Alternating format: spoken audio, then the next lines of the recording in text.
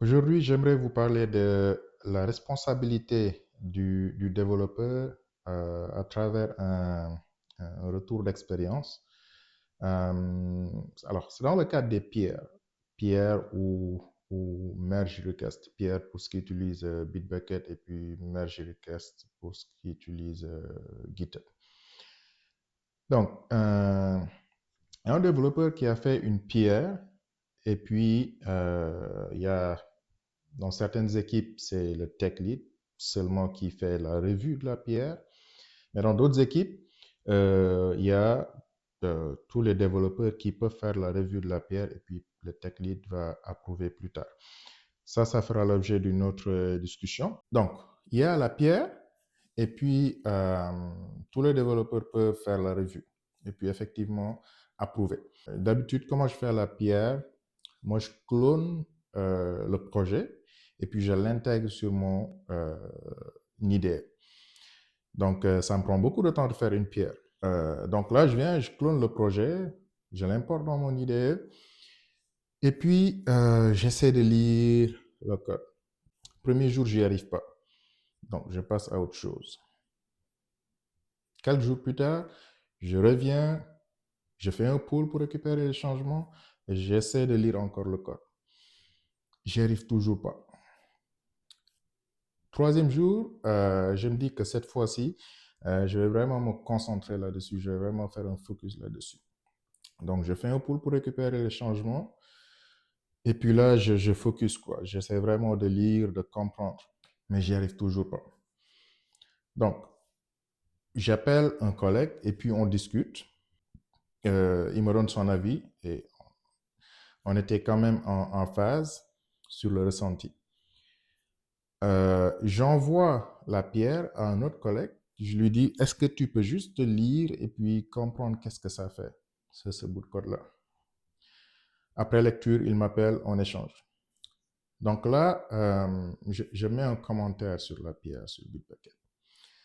Je dis que je peux vraiment pas donner mon approbation parce que ce n'est pas lié au développement de la feature que le développeur a fait, non, mais c'est lié au fait à la complexité que le développement de cette nouvelle feature a ramené, en fait.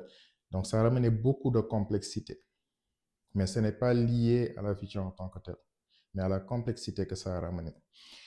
Et puis, j'ai énuméré vraiment tous les principes qui ont été violés et puis le mélange de use case qui fait que c'est difficile de lire et puis de comprendre le code. Parce qu'il y a tellement de use cases qui ont été mélangés. La classe, elle respecte pas ce qu'on appelle les SRP. En fait, elle gère plusieurs responsabilités. Du coup, il y a plusieurs facteurs qui font que elle peut être amenée à changer. Donc, beaucoup de use cases mélangés. Du coup, on se retrouve avec beaucoup de if, else et beaucoup de states à garder en tête quand on lit le code. Vraiment très difficile, j'y arrivais pas. Donc, j'ai laissé ce commentaire-là. Mais là où c'est intéressant, le développeur euh, responsable de la PR, qui a fait la PR, je veux dire, répond à mon commentaire en disant que vu le temps, ok, c'était l'approche idéale, vu le coût en termes de développement. Et c'est exactement le type de réponse qu'on donne toujours, le temps, le temps, le temps. On prend toujours comme alibi le temps, comme argument pour pas bien faire les choses.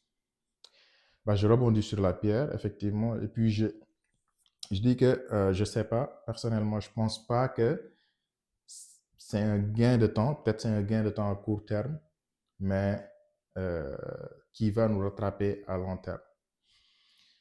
Bref, fin de la discussion. Moi, à la place, qu'est-ce que je ferais? Bah, j'identifierais que, ok, ici, il y a un refactoring qui doit être fait avant d'ajouter même la feature qu'il faut implémenter.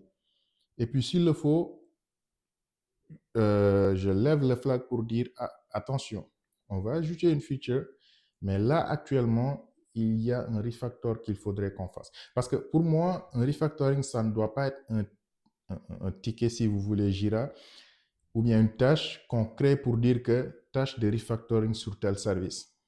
Non, pour moi, c'est la responsabilité du développeur qui doit implémenter une feature, une nouvelle fonctionnalité, d'identifier puis de lever le flag, dire que, OK, euh, ici, c'est un bon moment pour faire du refactoring sur ce code-là.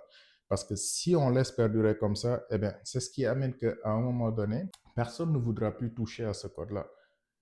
Parce qu'effectivement, ça marche, mais personne ne voudra plus y toucher parce que c'est rendu très, très, très, très compliqué. Et pour ça que j'interpelle ici toujours la responsabilité du développeur.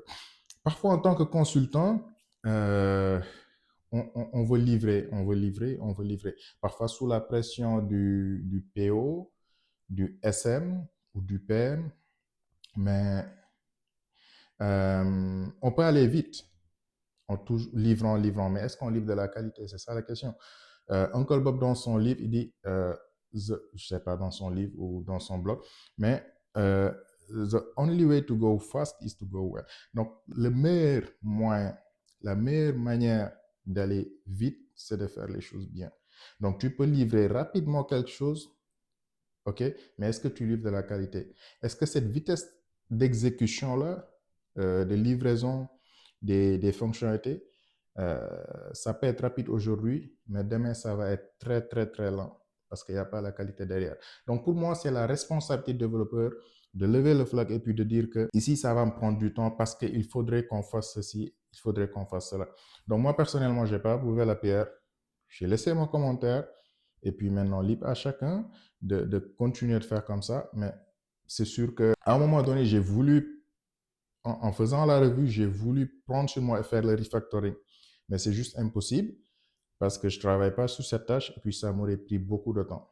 Si j'avais pris la tâche, personnellement, j'attendrais pas que quelqu'un flag pour dire qu'il faut faire un refactor. Non. Je vais lever le drapeau et puis je vais faire le refactor qu'il faut et puis ajouter la fonctionnalité qu'il faut. Donc, c'est le tour d'expérience que je voulais faire avec vous. Le conseil ici, c'est en tant que développeur, prenons nos responsabilités. C'est nous qui travaillons sur le code base. C'est nous qui allons travailler dessus. Et puis demain, si ce code base est devenu vraiment très compliqué, très rigide, très difficile à prendre en main, très difficile à comprendre, bah, effectivement, peut-être c'est nous qui allons y travailler. Peut-être nous allons euh, poser notre démission et puis partir et laisser ça à un autre développeur qui va souffrir à la place. Bref, prenons les bonnes décisions.